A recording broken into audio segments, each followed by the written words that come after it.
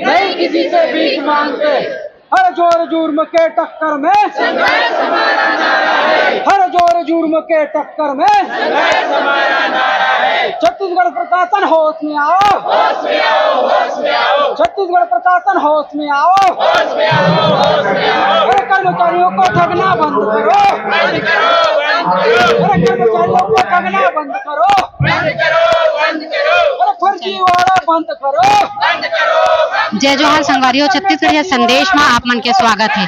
संगवारी हो, शासन के कहना है, हमारे छत्तीसगढ़ मुख्यमंत्री के कहना है कि अभी सुशासन चलत है और मोदी के जो गारंटी है पूरा हुआ थे।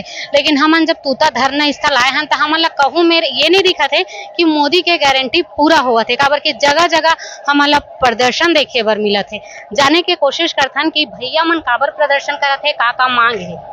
मन के तो ऐसे लड़ाई 1 मई से चालू हो रही से और वो समय हमारे सीएम के सुशासन चलत रही बस्तर में। तेकर पाए के हमारे कलेक्टर और सहायक आयुक्त था हमन ला मना के लेगी तुम्हार मन के जो भी मांग है ओकर ऊपर हमन कार्रवाई करबो कह के। तो हमन 2 महीना तक ओकर मन के रद्दा देखें कि कुछ उचित कार्रवाई करी कह के।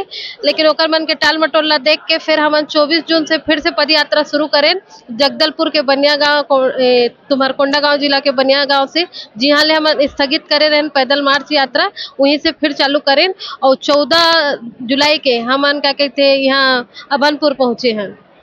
अभी का मांग है। हमारे एक ही सूत्री मांग है हमार मन ला नियमितीकरण किया जाए। काबर की हमन ना 2014 के बस्तर विशेष पैकेज भर्ती के तहत लिखित परीक्षा पास करके हमारे सिलेक्टेड अभ्यर्थी मन हन। अभी आप मन प्रदर्शन करत हो तो सरकार के साइड से का आदेश है? अभी तक से कोई सरकार की तरफ से आदेश नहीं आए हैं। आज हमारा दूसरा दिन है आमरण अनशन के।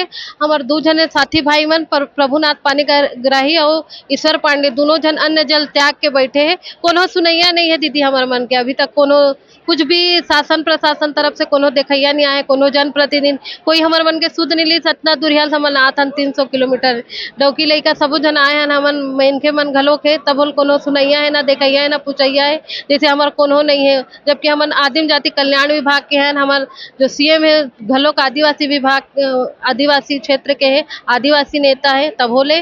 और हमार ना ही आदिवासी कोई विभाग के मंत्री मन पूछैया है।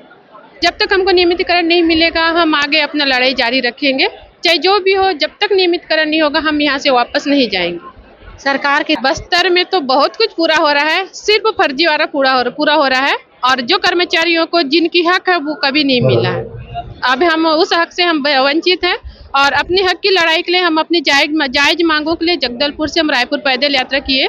300 किलोमीटर दूरी में अपने दिव्यांग भाई बहनों के साथ, अपने छोटे छोटे बच्चों के साथ, माताएं और जो विकलांग भाई बहन अपने हर परिस्थिति से जूझते हुए उन्होंने यहाँ तक पद यात्रा किया।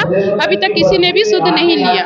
तो हम आगे उनकी गारंटी पूरी हुई हम कैसे मान सकते हैं? जब हमारा फर्जीवाड़ा का जांच उजागर हुआ उसमें भी कार्रवाई नहीं हुआ तो मोदी की गारंटी कहाँ पूरी हुई? हमारे जो मुख्यमंत्री एक आदिवासी समुदाय से हैं और हम लोग बस्तर जिले के आदिवासी 85% लोग यहाँ पे आदिवासी समुदाय से आते हैं। और एक आदिवासी होने के नाते हमारे मुख्यमंत्री जी आदिवासियों का दर्द को नहीं समझ रहे हैं। उसी वजह से क्योंकि हमारा जो नियमित सीधी भर्ती के तहत लिया गया है, पूरा एग्जाम गवर्नमेंट करा है वैकेंसी निकालने के बाद, उसके बाद भी हम लोग का नियमित वेतनमान आज तक 10 साल होने के बावजूद भी नहीं मिला है।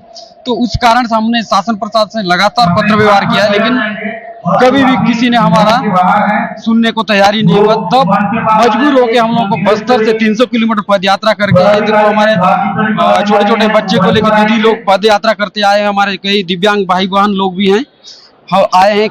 बहुत सारे लोगों के पैरों में चाले भी पड़ गए थे, डॉक्टर को दिखाए हैं हम लोग। और हम लोगों का जो मांग अभी तक पूरा नहीं हुआ है। हम लोग 14 जुलाई को अभनपुर में पहुंचे हैं, 15 को विधानसभा का घेराव था।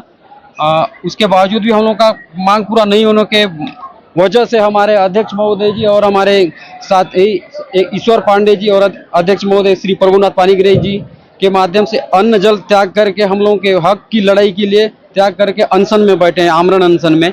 इतना दुख की बात है कि हमारे एक आदिवासी सरकार, आदिवासी बाहुल्य राज्य छत्तीसगढ़ में लोग इतना परेशानी का सामना करना पड़ रहा है हम लोगों को। के दूरस्थ अंचल आदिवासी बहुल क्षेत्र बस्तर से 300 किलोमीटर दूर चलकर आए।